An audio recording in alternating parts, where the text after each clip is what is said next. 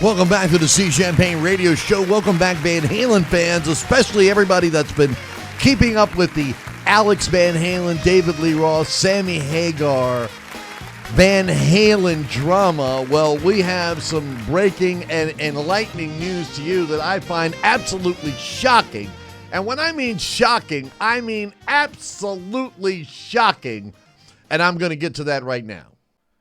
All right, what we have here is a former Van Halen road crew member is calling out Alex Van Halen, and he's calling him out with a vengeance. And speaking in his book, Brothers, which we are about to review next week, chapter by chapter. Been reading the book. I have to digest it so I can make a proper review chapter by chapter with all of you guys out there in the I Love Music Army. If you haven't joined the I Love Music Army and you love music, well, you need to hit that subscribe button, the like button, the whole 9 yards, so we can have musical discussions. And I've got some great things planned for 2025. It is going to be a super year. And by the way, all of you who have joined, thank you for helping me reach 10,000 subscribers. But next week, Alex Van Halen book. And this is why this news is important, because it has to do with the book. Now, this gentleman is calling out Al, and I want to read to you exactly what he says here, bad-mouthing and destroying Alex Van Halen. It says here, Watkins takes aims at the way Alex describes his relationship with his former drum tech, Greg Emerson, claiming that Alex was far more abusive towards Emerson than he portrays in his book. Greg Big G Emerson was Alex Van Halen's drum tech, and they had been friends since high school in Pasadena. They had been together through the early years, the backyard parties, opening act, all the way to superstardom with the Roth years. Over time, I grew to be friends with Greg, he said, and I found him not only be a really nice guy, but a consummate professional.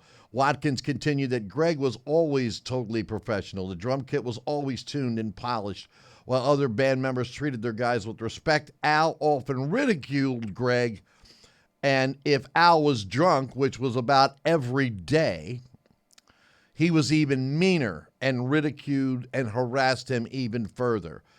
Al thought he was funny, but he was being a bully. The crew would see this behavior and think, these guys used to be friends. That's how bad it actually got. Meanwhile, Greg loved his job. He was loyal and a dedicated employee, and it seemed like his whole identity was centered upon being a part of Van Halen. Part of his duties including having a dozen 24-ounce cans Schlitz malt liquor ready for Al's arrival. He would also be responsible for emptying Al's piss jar. Yeah, I said it. Al's piss jar.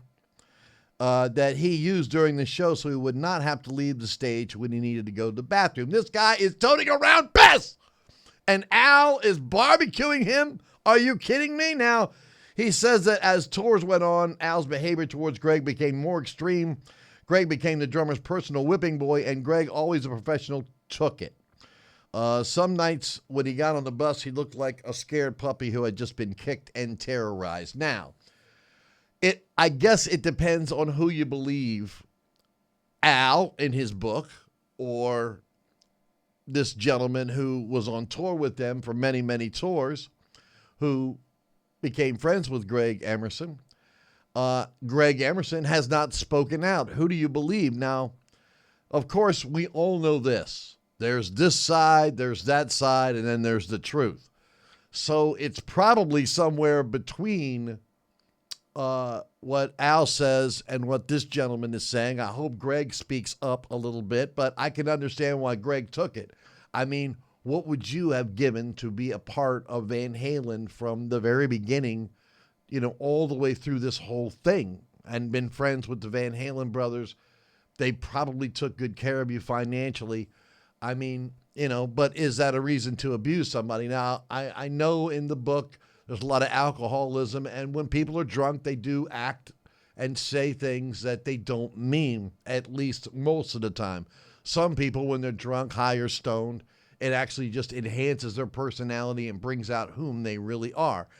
I'm not going to sit here and bash Alex Van Halen, but I guarantee you 99% of you out there probably did not know that there was a piss jar out there that this drum tech had to take and dispose of Alex Van Halen's piss. I mean, so now we know that Al was, whipping it out during shows and well, you know what I mean? Oh my God, are you kidding me? So I'm going to leave you with this question right here. And I always have questions for the I Love Music Army. That's why you subscribe. Be a part of our internet musical global family of friends and join the discussion. I don't turn my comments off. I read every single comment because I love hearing what you guys to say. It's just something I love to do, and I will always do that no matter how many subscribers I get. But here's the question I've got to ask. All right, so here's the multiple questions. I got a few, actually, that I would like to talk about. Here's the first one. Who do you believe? Do you believe this roadie that was with them a long, long, long time, been on many tours, watched this stuff, knew what was going on behind the scenes? Or do you believe what Al wrote in his book? Who do you believe? Because, really, this gentleman has no stake. What's he going to gain from this? Maybe he gets an interview here or there or something like that. I don't know. But that's number one. That's question number two. Coming right now. Question two. All right. Can you believe, do you believe, or is it right for this road guy to have to handle a piss jar from Alex Van Halen? I know maybe if he gets paid well enough, you're going to handle somebody's piss. I can't say. I've been on tour with many national acts in my life, okay? I've done it. And I'm going to tell you, I never had a piss jar. I never did. Not one time. So do you believe it was even one? And question number three. And I read all the comments, so I got to read what you wrote here because I'm sure this is going to be crazy, wild, mad. This is something I'm looking forward to, and I do read everybody's comments. That's why it's important for you to subscribe and join the I Love Music Army right here at the Steve Champagne Radio Show. I read every single comment, and I always will, no matter how many subscribers I get. It's something I enjoy interacting with all of you out there. Now, the third and final question is simply this.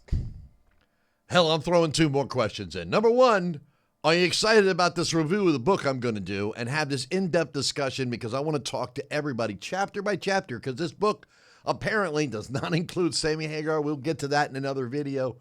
And I know the reason why it doesn't include Sammy Hagar, but that's another video.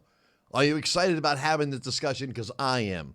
And I look forward to hearing from each and every one of you. Thank you, by the way, for 10,000 subscribers as we're trying to grow this channel while I'm still having a musical career out on tour or doing a bunch of shows myself.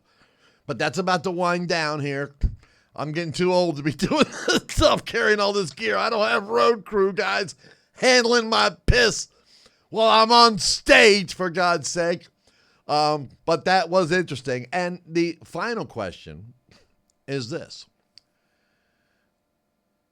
Do you think, you know what? No, I'm just going to end it there. We'll start these videos next week, ask plenty of questions, and I can't wait to hear from all of you. I'm hitting the button. We got to pay some bills and do what we do right here at the Steve Champagne Radio Show, and that is keep the music playing and the good times rolling. We are so glad you watched this video. Thank you so much. Until next time, peace with chicken grease. Yeah, I said that.